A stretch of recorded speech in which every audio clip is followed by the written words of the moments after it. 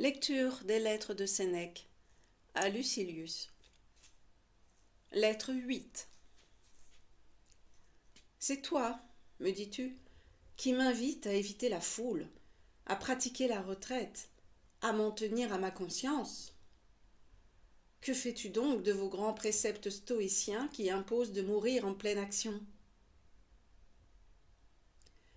Conformément à un principe qu'il m'arrive, à ce qu'il te semble, de te recommander, je ne me suis caché, je n'ai tiré ma porte sur moi que pour rendre service à plus de gens. Pas un de mes jours ne s'écoule dans le repos. J'assigne à l'étude une partie de mes nuits. Je ne me livre pas au sommeil, j'y succombe.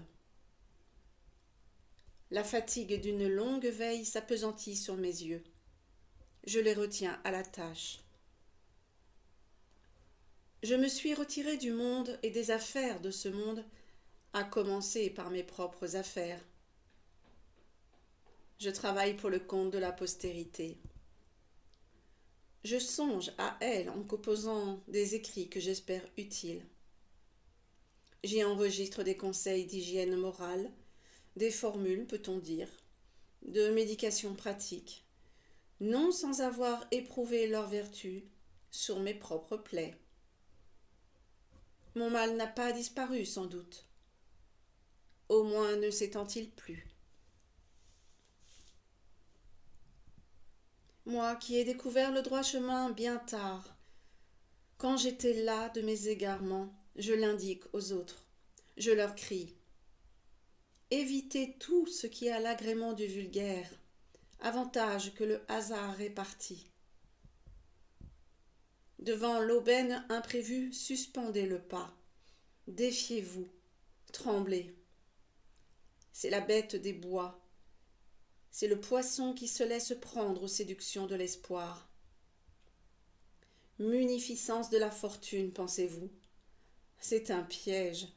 Quiconque parmi vous veut assurer sa sécurité devra fuir au plus loin la glu de ses largesses, qui parachèvent notre misère au moyen d'une autre illusion. Nous pensons tenir. Nous sommes pris. Vous courez pour arriver droit aux abîmes. L'aboutissement d'une vie dressée si haut, c'est de crouler. J'ajoute qu'il ne nous est même pas loisible, quand la prospérité nous pousse hors du droit chemin, de nous arrêter, de sombrer du moins à pic, ou tout d'un coup. Car la fortune ne se contente pas de retourner l'esquif, elle le bouscule, elle le fracasse. Tenez donc cette règle d'existence, rationnelle et salutaire, de n'accorder à votre corps que juste ce qu'il faut pour se bien porter. Appliquez-lui un traitement un peu rude, autrement il obéira mal aux suggestions de l'âme. Ne mangez que pour calmer la faim. Ne buvez que pour étancher la soif. Vos vêtements ne seront qu'une sauvegarde contre le froid. Vos maisons rien qu'une défense contre les intempéries. La bâtisse est-elle faite de gazon ou de marbre étranger aux nuances diverses? Il n'importe. Sachez que l'homme est aussi bien à couvert sous le chaume que sous une toiture dorée. Dédaignez tout ce qu'arrange pour l'ornement et la décoration un art superflu. Songez que rien n'est admirable, sauf une âme qui ne trouve rien de grand si elle est grande. Lorsque je m'entretiens ainsi avec moi-même, avec la postérité, ne me trouves-tu pas plus utile qu'au temps où je sortais de chez moi pour aller donner caution à un défenseur, où allait sceller comme témoin un testament, où j'allais au Sénat soutenir de la voix et du geste un candidat? Crois-moi, ces hommes qui passent pour inactifs ont une activité supérieure. Choses humaines, choses divines, ils le brassent tout ensemble. Il faut finir, et comme j'en ai institué l'usage, payer quelque chose pour cette lettre. Je ne l'emprunterai pas à mon propre fonds. Nous en sommes toujours à mettre au pillage Épicure. Voici une sentence que j'ai trouvée chez lui aujourd'hui. Fais-toi l'esclave de la philosophie, et tu posséderas la vraie liberté. En effet, la philosophie n'ajourne pas celui qui s'est soumis et qui s'est livré à elle. L'affranchissement a lieu sur l'heure. Qui dit servitude philosophique dit précisément liberté.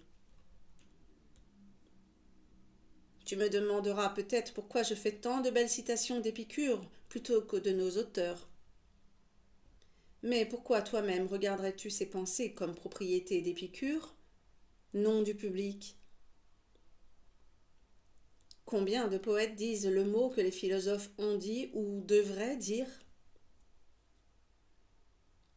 Je ne toucherai pas au genre tragique, non plus qu'à notre genre national de la Toccata, qui comporte lui aussi du sérieux et tient par là le milieu entre la comédie et la tragédie. Mais combien de vers d'une frappe admirable, enfouis dans la collection de nos mimes. Que de pensées de Publius, qui devrait avoir pour interprètes non des pitres des chaussées, mais des tragédiens en cothurne. Je veux te citer un vers de lui qui intéresse la philosophie et spécialement le thème que nous tenions en main tout à l'heure. Il dit que les gains fortuits ne doivent pas compter dans notre avoir. Un autre est le maître de tout bien que nos vœux nous font obtenir. Cette idée, tu l'as toi-même exprimée, je me le rappelle, d'une façon beaucoup plus élégante et plus condensée. N'est pas tien ce que fortune a fait tien. Mais tu as trouvé mieux encore, et je le mentionnerai. Bien qu'on a pu donner, peut être repris. Je ne prétends pas t'avoir payé là ton dû. Je t'ai payé de ta propre bourse.